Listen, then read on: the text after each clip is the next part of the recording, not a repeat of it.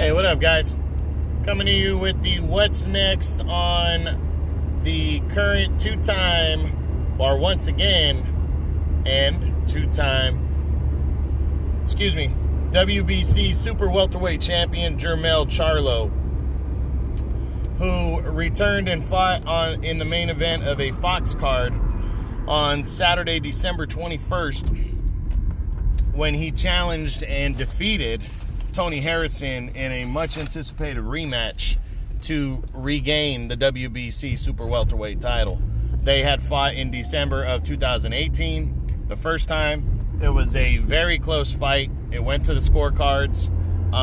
Harrison won a close but unanimous decision. And, a lot of people disagreed with that a lot. A lot of people disagreed with that. Honestly, I did too. I thought Charlo won like 7 rounds to 5, but it was close. And the problem with Charlo in that fight was I think he was landing more punches and busier, which is why I gave him the fight.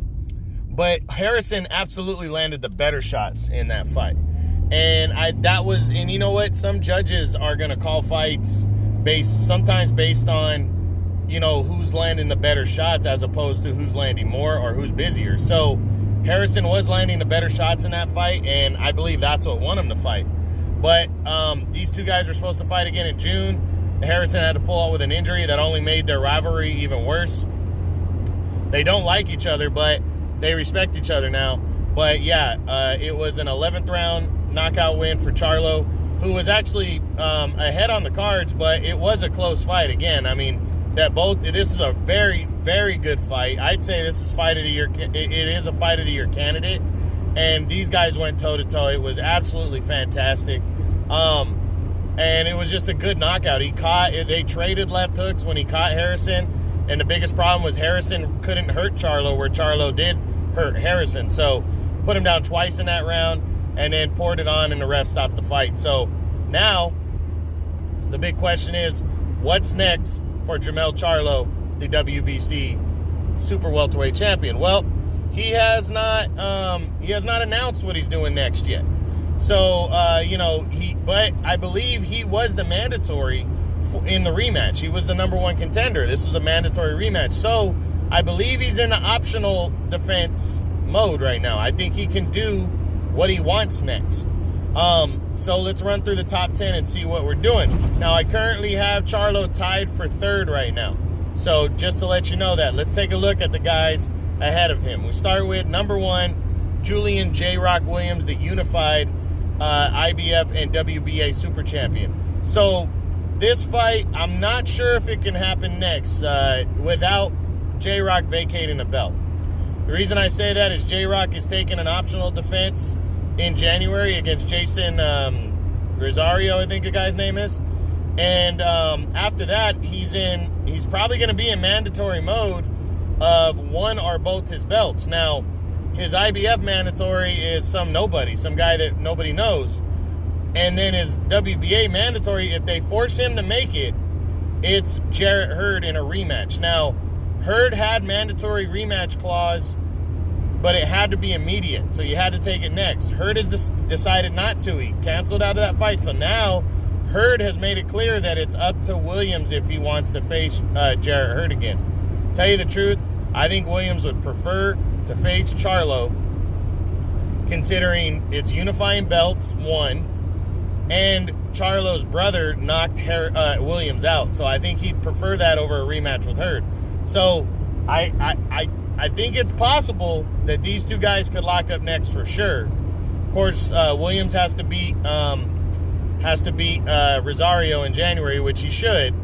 But after that, I think it's possible. But I do think it would just be for the 2 belts. But I don't think these two guys would care because it's the fight that people would probably prefer to see.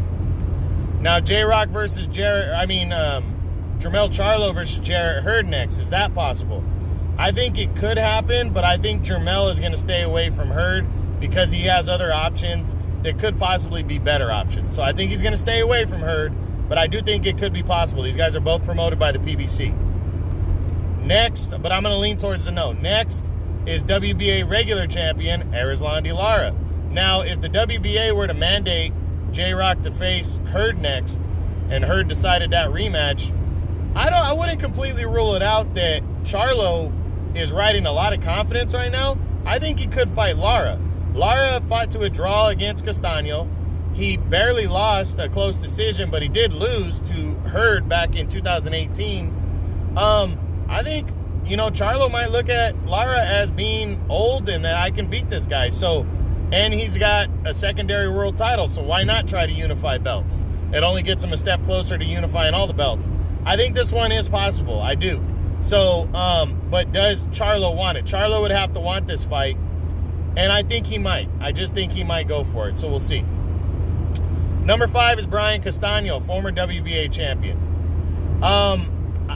I don't think it's going to be his first choice. He's undefeated, former champ, but I think it is possible if he wants to stay in the PBC and fight just whoever.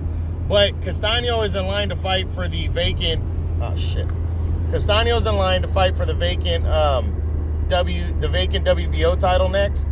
And we're going to see if he goes after that fight. Because it would be working with Golden Boy Promotions to get that fight done. So I wouldn't completely rule that fight out, but with Charlo, but I don't think so, because I think they are going to go for that belt. Castaño's a mandatory for the WBO belt, so I'm going to say no to this one. A third fight with Tony Harrison. Harrison said he wants it. I think if the fight's big enough and he can't get the kind of fight he wants next, which I think he might only zone in on a unification with J-Rock, he might only take that fight over a third fight with Harrison, because he knows he can hurt Harrison.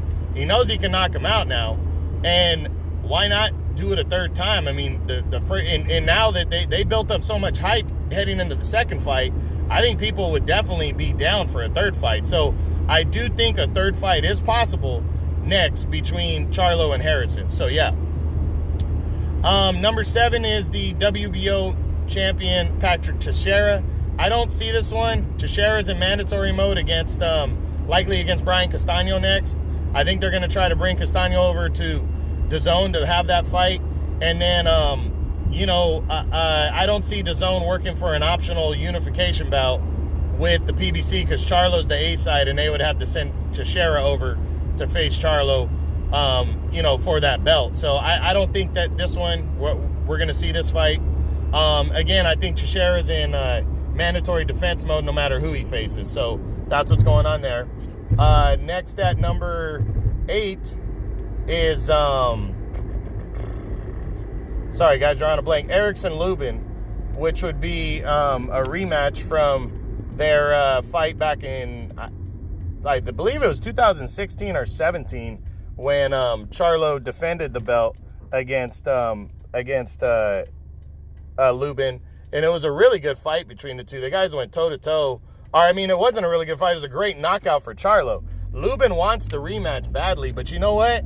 I thought Lubin was going to beat him the first time, and I think this is high risk, because if he doesn't knock Lubin out early, as he did the first time, I think it's a very high-risk fight that he beats Lubin overall, because Lubin is a very talented boxer. But I don't see this in the future for Charlo. He's riding a big knockout win, and what would be the point unless it be mandatory to face a guy like Lubin who doesn't have a big name? So I don't see it next for Charlo. Number 9 after Lubin is Michel Soro from France.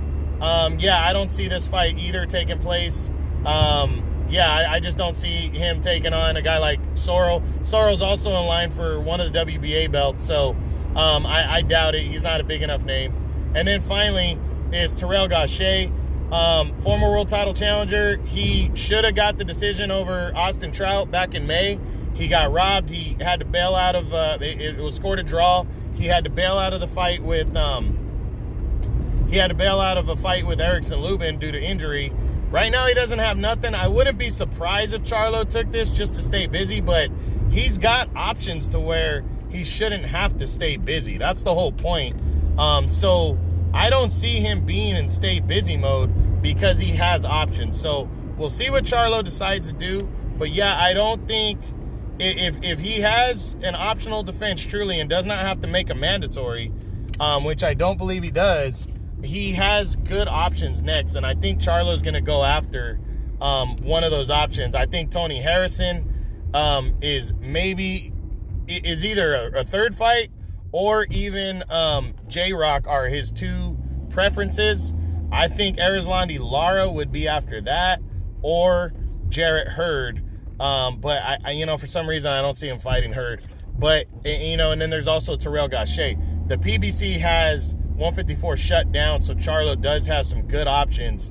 And I really think if he cannot get the Julian J-Rock Williams fight to unify belts, I believe he's better suited to face Harrison for a third time. It would make more sense. It would clear the air completely. And, that would be the smart move. Or Erislandy Lara would be great. But we got to wait and see. All right, guys, that's it. That's the What's Next on WBC Super Welterweight Champion. 2 times now. Jermell Charlo, True Boxing. You've been hit with the truth.